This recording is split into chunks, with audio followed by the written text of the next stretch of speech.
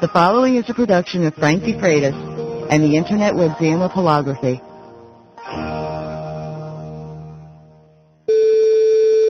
Hello everyone, this is Frank DeFreitas and welcome to another week of HoloTalk for the week of October 25th, 1999. My guest this week is Bill Pugh. And Bill was on the state committee that had the task of rewriting the state of Florida's communication technology standards. Those standards, which will be followed by every high school in the state of Florida, now includes holography. Bill's going to come on and fill us in on how it all got started, what were the selling points to get it passed, and where it's headed.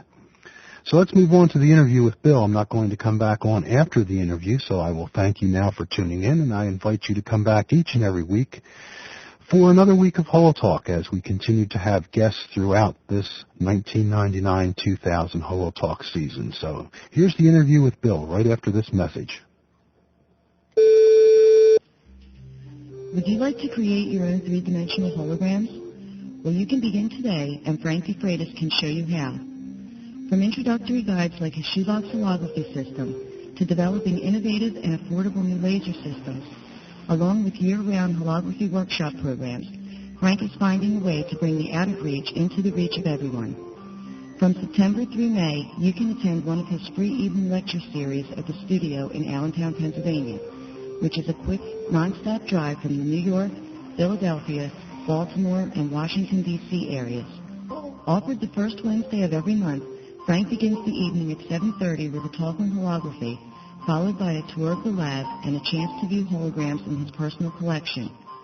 There is no cost to attend a Wednesday evening lecture, but you must call in advance or send an email to make reservations. To reach the studio for more information or to make reservations for the Wednesday evening lecture series, please call toll-free 1-800-458-3525 or send an email from the website. That number again is 1-800-458-3525 to attend a Wednesday evening lecture at the studio. Frank hopes to see you there.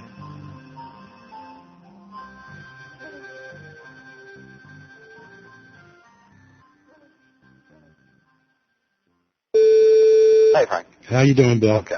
I've got you on the right line now. Okay. Now, I understand that you've got some big news that we're going to put on the HoloTalk show, especially for students and educators in the Florida area. But I imagine that this is something that could be looked at nationally as well. Yes, I do. I just came back from Orlando working with a group of approximately 13 communications technology teachers, and we rewrote the communications technology frameworks, and starting next year in the state of Florida, holography will become part of the Florida state standards in communications technology. Now, this will be something that will be practiced in all the schools then?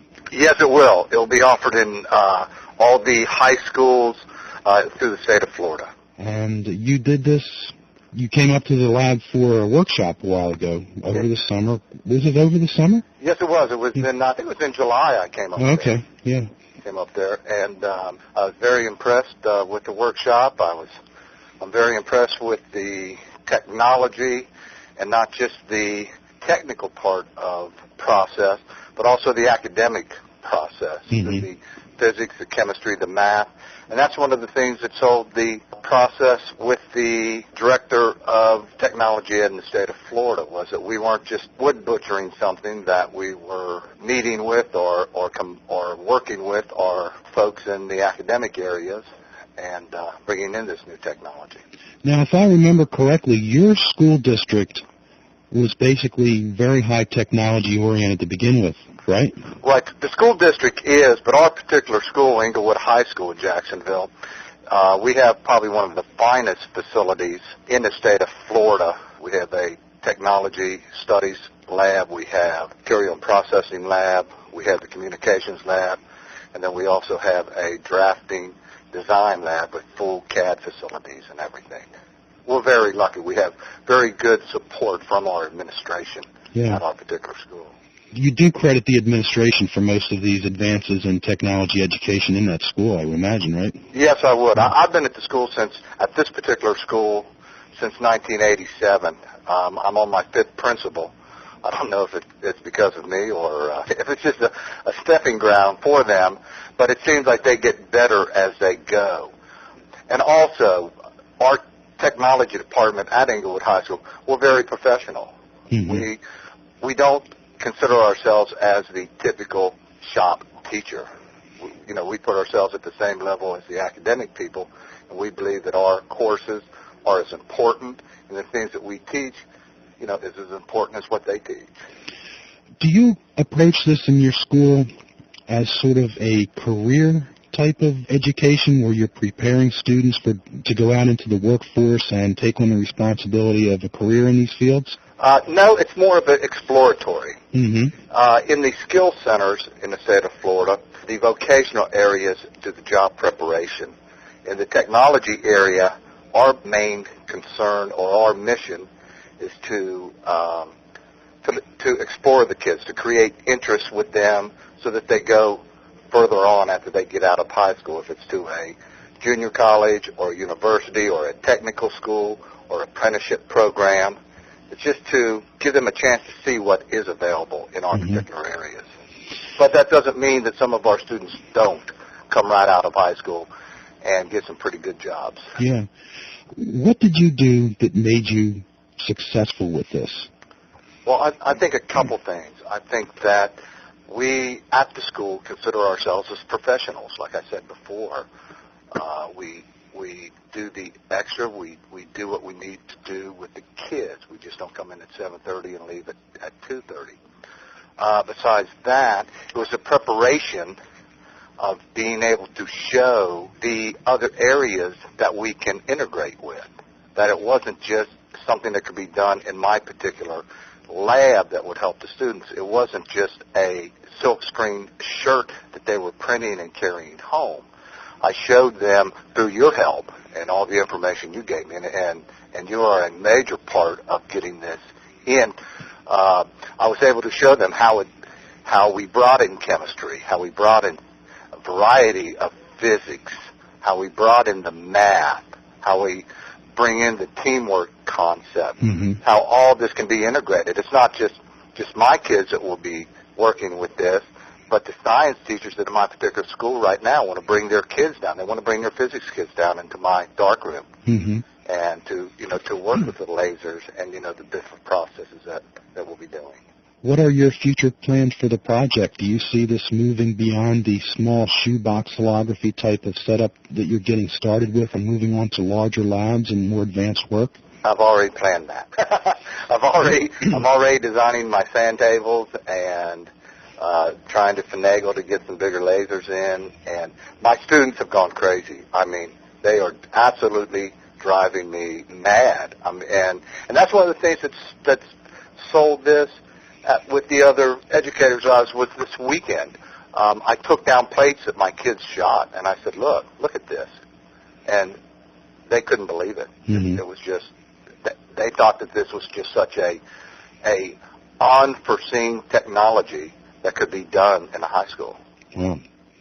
Yeah, it's a wonderful program. Holography has, and not just because that's my thing, but holography really does have so much to offer to so many different people with so many different backgrounds and interests, that there's something for everyone, and especially in a team effort where you don't have one person doing everything. You've got specific people doing specific tasks, and you can really bring in a very wide spectrum of interests and abilities and have them all work together with holography. Well, that's one of the processes I see at my school. I can take a quote-unquote honor student with the low-performing academic student, put them in group 2 or 3 of them together, and they all have something that they can give the team. The so-called low-performing academic student might not be able to figure out the math or the chemistry, but daggone it, he can get that lens and that laser lined up perfect to shoot that plate. Yeah. Whereas the other kids, the higher kids, they can do the chemistry and mix the chemistry and things like that. So and the good part about it is the 2 different kids are mixing real well, because all of a sudden this kid isn't a dummy or this kid isn't a nerd. Yeah.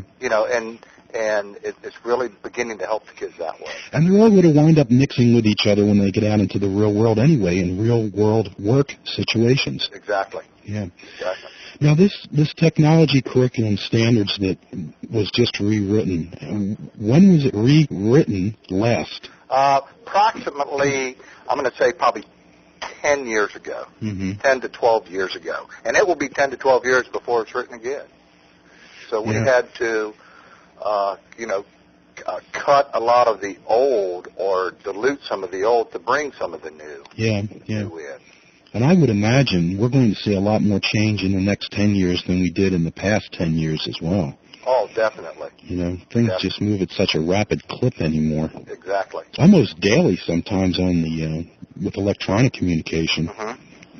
Yeah, we brought in, our frameworks had zero or very little on even computers. I mean, when it was written before, computers weren't even used in the classroom. It wasn't thought of. So we had to bring in the full electronic generating type, of imagery. Well, we're going to continue to work together, and as you begin to advance with your lab down there, we can eventually bring your computers into the holographic process as well. Right. That's one of the things that I want to do also. Yeah. Right. I mean, I'm like a kid at Christmas time. And a lot of the educators that I was with this weekend were basically the same. I was talking to Doug Wagner, the director of technology education for the state of Florida, and he had found out what I was doing in my high school, and he basically said, you see that gets into this framework, because that's very important. It's very interesting because someone whom I was speaking to about this had mentioned to me that whatever Florida does, you will find Texas and California following right on the heels. Usually that's the case, or what they do, you usually find us doing, because of the ability to get at that cutting edge. What is it about Florida, Texas, and California that are intermixed with each other with education? I think one of the things is because of all the type of industry that we have. I see. With NASA and a lot of the military bases and all.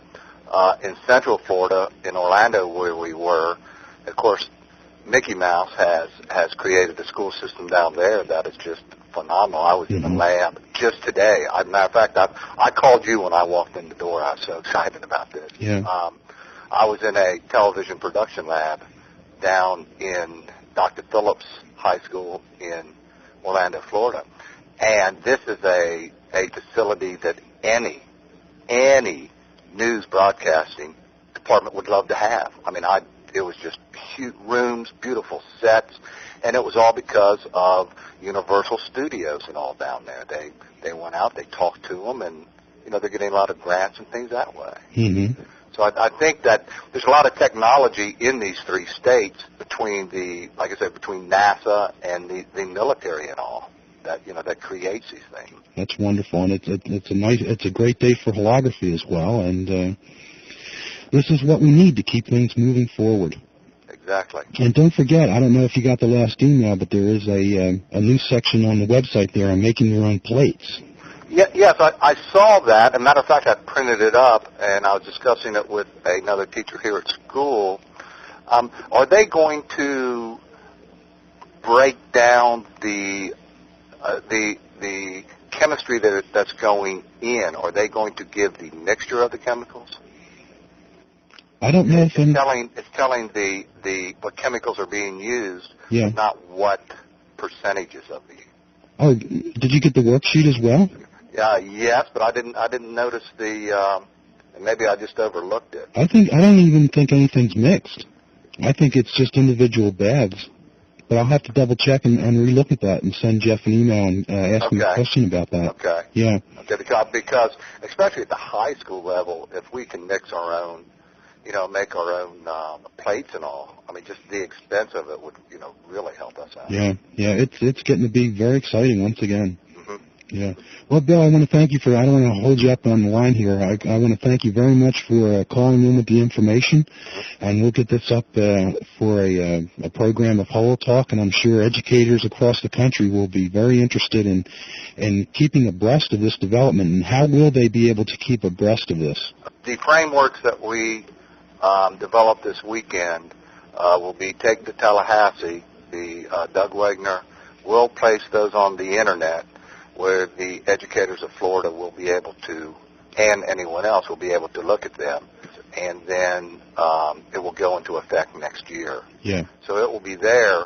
As far as the progression that goes on from my end here in Duval County, and what I can find out throughout the state, I will definitely be emailing you about it and calling you on that. Great.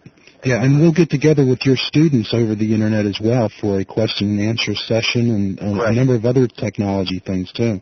That'll be great. Yeah. And I want to do a little bit of videoing and send that to you, too. That's great. So you can see the kids working. But I want to thank you again, because if you hadn't prepared me with the information that I needed, I couldn't have made this sale job this weekend.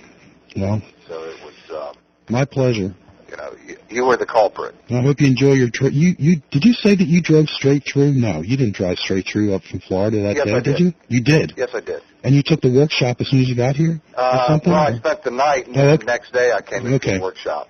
And then that evening, I drove, after I left your lab, then I drove down into about the middle of North Carolina, and then came in. Yeah. That was a heck of a trip. But it was very well worth it, believe me. Yeah. Okay. Bill, thank you so much. Okay. That's great news. Talk to you soon. Okay. Bye-bye. Thank you. Bye.